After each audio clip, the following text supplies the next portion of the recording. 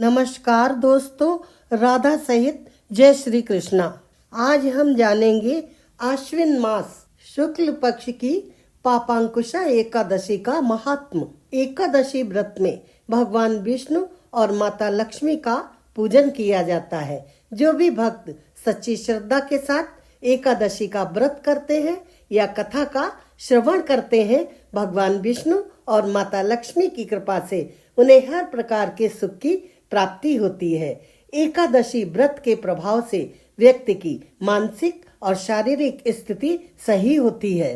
एकादशी व्रत के प्रभाव से चंद्रमा की खराब स्थिति को भी रोका जा सकता है और ग्रहों के असर को भी कम किया जा सकता है, क्योंकि एकादशी व्रत का सीधा प्रभाव हमारे मन के ऊपर पड़ता है।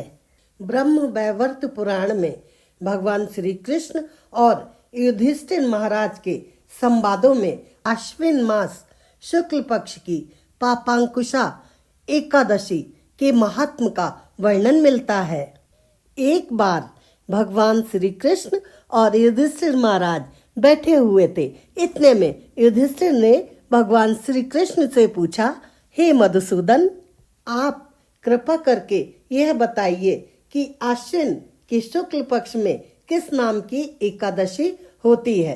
भगवान श्री कृष्ण बोले, राजन, आश्विन के शुक्ल पक्ष में जो एकादशी होती है वह पापांकुशा के नाम से विख्यात है। वह सब पापों को हरने वाली तथा उत्तम है। उस दिन संपूर्ण मनोरथ की प्राप्ति के लिए मनुष्यों को स्वर्ग और मोक्ष प्रदान करने वाले पद्मनाभ संज्ञक मुझ वासुदेव का पूजन करना चाहिए। जितेंद्रिय मुनि चिरकाल तक कठोर तपस्या करके जिस फल को प्राप्त करते हैं वह उस दिन भगवान गरुड़ ध्वज को प्रणाम करने से ही मिल जाता है।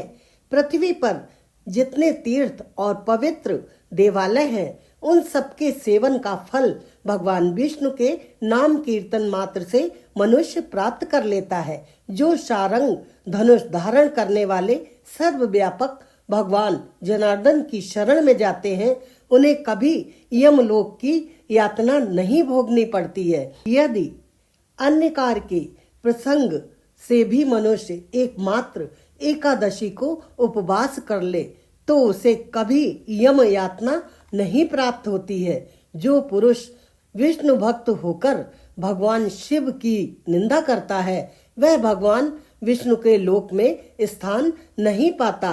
उसे निश्चय ही नरक में गिरना पड़ता है और तब तक नरक के कष्टों को झेलना पड़ता है जब तक 14 इंद्रों की आयु पूरी नहीं हो जाती है। यह एकादशी स्वर्ग और मोक्ष प्रदान करने वाली है, शरीर को निरोग बनाने वाली तथा सुंदर स्त्री, धन एवं मित्र देने वाली है।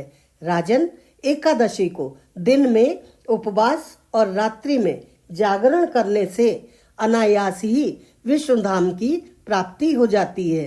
राजेंद्र, वह पुरुष मातृ पक्ष की 10, पिता के पक्ष की 10 तथा स्त्री के पक्ष की भी 10 पीढ़ियों का उद्धार कर देता है।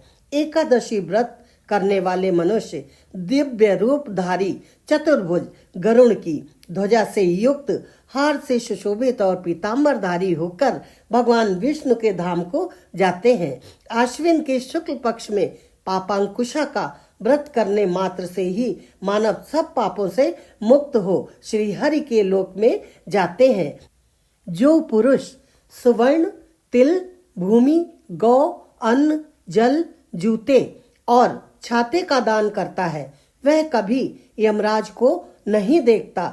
नृपश्रेष्ठ दरिद्र पुरुष को भी चाहिए कि वह यथाशक्ति स्नान, दान आदि क्रिया करके अपने प्रत्येक दिन को सफल बनावे।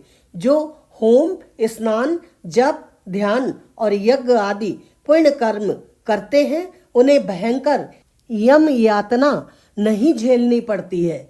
लोक में जो मानव दीर्घायु, धनाढ्य, कुलीन और निरोग देखे जाते हैं वे पहले के पुण्यात्मा हैं। पुण्य करता पुरुष ऐसे ही देखे जाते हैं।